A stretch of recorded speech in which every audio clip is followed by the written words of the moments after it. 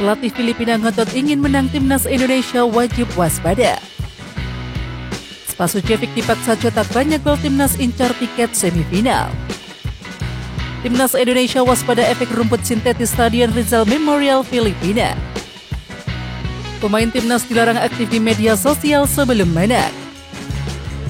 Pelatih Thailand prediksi Filipina bakal sulitkan timnas Indonesia.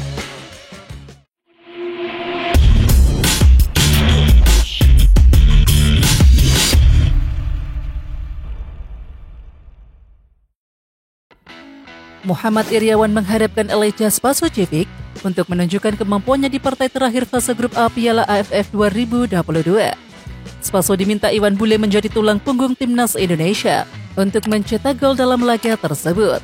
Iwan Bule ingin Spaso melakukan hal yang sama saat timnas Indonesia bersua Brunei Darussalam di laga kedua grup A Piala AFF 2022. "Kamu semangat ya," ucap Iwan Bule. "Semoga bisa mencetak gol lagi," lanjut purnawirawan Polri tersebut. Pelatih Filipina Josep Ferre sudah menyebar perang psikologis jelang laga lawan timnas Indonesia. Dalam interview di kanal CNN Philippines, Josep Ferre mengaku kagum dengan kualitas timnas Indonesia. Meskipun sudah tidak menentukan lagi bagi timnya, Josep Ferre tetap ngotot ingin mengincar kemenangan atas timnas Indonesia. "Kami harus tunjukkan versi terbaik dari tim. Kami harus menunjukkan performa bagus dan kami berharap untuk laga yang apik. Dan tentu saja kami ingin memenangkan pertandingan ini," ujar Josep Ferre.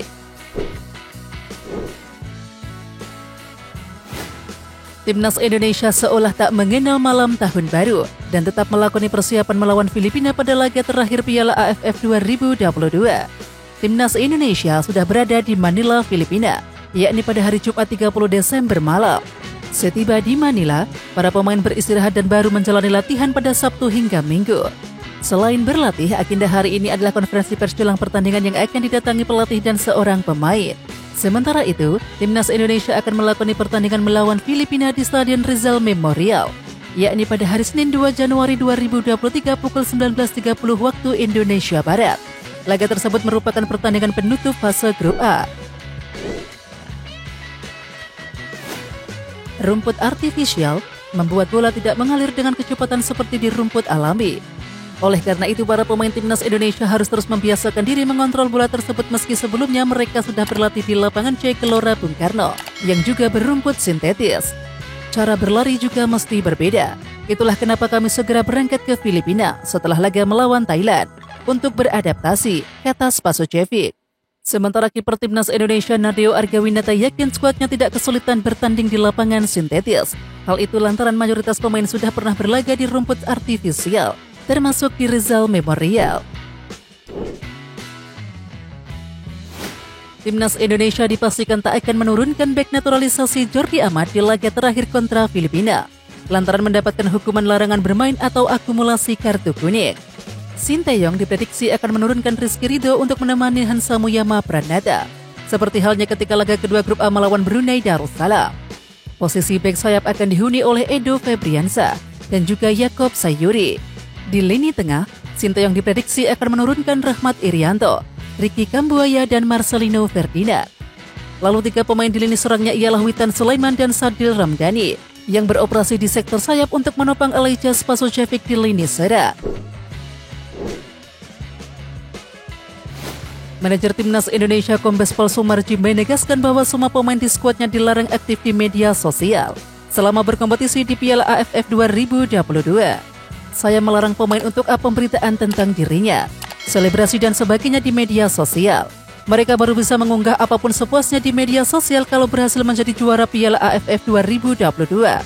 Kalau sekarang jangan coba-coba," ujar Sumarji dalam perbincangan dengan pewarta di Manila, Filipina hari Sabtu. Ya, kebijakan tersebut dikeluarkan agar pemain fokus menghadapi pertandingan demi pertandingan. Andai melanggar, Sumarji menyebut bahwa pemain yang bersangkutan akan dikenakan sanksi moral. Sepanjang sejarah, timnas Indonesia dan Filipina sudah pernah berjumpa sebanyak 24 kali. Dari semua pertemuan itu, 8 diantaranya terjadi pada ajang Piala AFF. Secara hit-to-hit, timnas Indonesia memang jauh lebih unggul ketimbang timnas Filipina, karena skuad Garuda sukses menang 5 kali. 2 laga diantaranya berakhir imbang dan 1 sisanya kalah.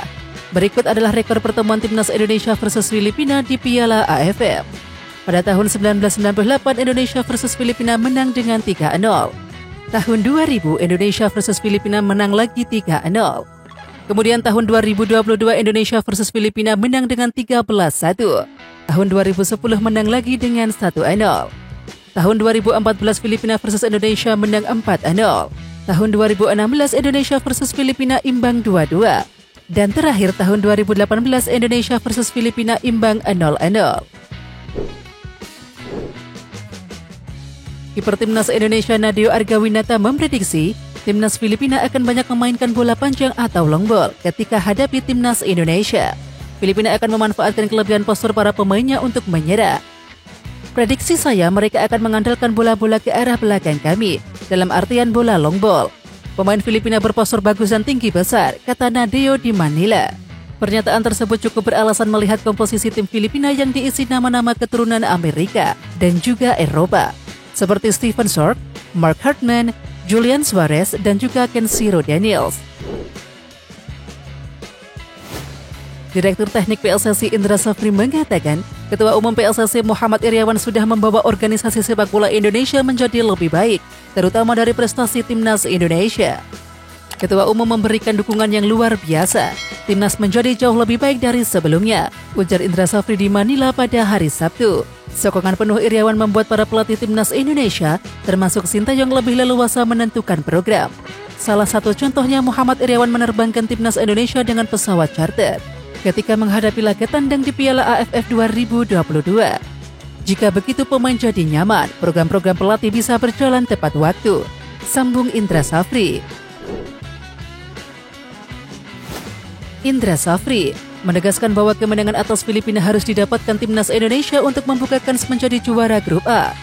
Ia sangat ingin Timnas Indonesia meraih puncak klasemen agar mendapatkan beberapa keuntungan, seperti waktu istirahat yang lebih lama dan jatah laga tandang dahulu di semifinal. Kami menginginkan istirahat yang lebih panjang. Selain itu, juara grup akan membuat Timnas Indonesia bermain tandang terlebih dahulu, ucap Indra Safri. Andai Timnas Indonesia berhasil menjadi jawara grup, maka mereka akan bertanding melawan runner-up grup B pada 7 Januari mendatang. Sedangkan jika hanya berstatus sebagai runner-up grup A, maka mereka akan bertanding melawan jawara grup B pada tanggal 6 Januari. Selain itu, Indra Safri juga menginginkan Timnas Indonesia terhindar dari jawara grup B di semifinal. Ia memperkirakan Vietnam akan keluar menjadi jawara dari grup B. Timnas Indonesia harus banyak menjebol gawang Filipina jika ingin menjadi juara grup A Piala AFF 2022. Indonesia versus Filipina merupakan laga terakhir di babak penyisihan grup A, sehingga Indonesia wajib menang besar dengan selisih gol melampaui Thailand. Sementara itu, saat ini Indonesia ada pada peringkat kedua grup A dengan 7 poin dari 3 laga, selisih gol plus 8 dari Thailand. Pertandingan pamungkas Indonesia versus Filipina akan digelar pada pukul 20.30 waktu setempat atau sekitar 19.30 waktu Indonesia Barat. Partai itu penting bagi Indonesia karena akan menentukan langkah ke fase berikutnya. Indonesia akan menyegel slot semifinal jika imbang atau mengalahkan tuan rumah Filipina. Alexander Polking meyakini Timnas Indonesia bakal dibuat kesulitan oleh Filipina dalam laga pamungkas grup A Piala AFF 2022. Laga ini menjadi pertandingan penting untuk Timnas Indonesia karena akan menjadi penentu untuk kelolosan ke semifinal. Pelatih asal Brazil itu mengingatkan skuad Garuda agar tidak bersantai, sebab Filipina lawan yang tak mudah apalagi mereka tampil di kandang. Filipina akan menyulitkan Indonesia. Mereka punya kualitas yang bagus dan Kamboja juga akan jadi lawan yang sulit bagi kami, kata Polking. Media Vietnam kali ini memuji Timnas Indonesia karena memiliki stadion yang megah. Mereka menyebutnya mirip menonton Piala Dunia 2022 di Qatar. Kemegahan stadion utama Gelora Bung Karno ini ternyata disorot salah satu media Vietnam, BDVN. Melalui akun YouTube-nya, mereka menyebut kalau suasana menonton di SUGBK serasa di Piala Dunia 2022. Memang kemegahan SUGBK ini terlihat ketika Timnas Indonesia bermain. Terbaru, skuad asuhan Sintayong menjamu Thailand di matchday ketika Piala AFF 2022. Pada laga yang berakhir imbang 1-1 tersebut, suasana megah SUGBK terpancar. Apalagi, stadion tersebut dipadati para supporter Timnas Indonesia yang siap mendukung tim. Kiper Timnas Indonesia Nadeo Argawinata berambisi ingin mengulangi kenangan manis, yakni kalah kembali ke kota Manila pada partai pamungkas fase grup A Piala AFF 2022. Kota Manila menjadi salah satu kepingan manis dalam karir seorang Nadeo Argawinata. Kala itu Nadeo Argawinata bersinar terang kala bermain di ajang SEA Games 2019 di Manila, Filipina. Bersama timnas U23 Indonesia kala itu, Nadeo Argawinata tampil sebagai kiper utama di bawah asuhan Indra Safri. Pada turnamen tersebut, Nadeo Argawinata berhasil antar merah putih ke partai puncak. Sayang timnas U23 Indonesia kembali tertunduk lesu di tangan Vietnam. Ketua Umum PSSI Muhammad Iryawan menitipkan pesan kepada supporter timnas Indonesia jelang laga kontra Filipina di Stadion Rizal Memorial Senin 2 Januari 2023. Muhammad Iryawan berharap fans skuad Garuda tak lagi bikin ulah. Kejadian pelemparan batu bus timnas Thailand membuat Muhammad Iryawan mewanti-wanti agar supporter timnas Indonesia saat tandang ke Filipina bersikap patut dan sportif. Buat supporter, dukung timnas dengan sportif agar mereka bersemangat seperti kemarin di SUGBK. Tapi di Manila tak terlalu banyak, kata Iryawan kepada awak media. Oke timnas lovers, siapa kita? Kita Indonesia. Ayo kita dukung terus sepak bola tanah air Indonesia. Jangan lupa dukung terus Garuda Raya Channel dengan subscribe, like, dan komen karena saran dan kritik kalian sangat bermanfaat untuk perkembangan channel ini. Tungguin video selanjutnya dari Garuda Raya Channel. Salam olahraga.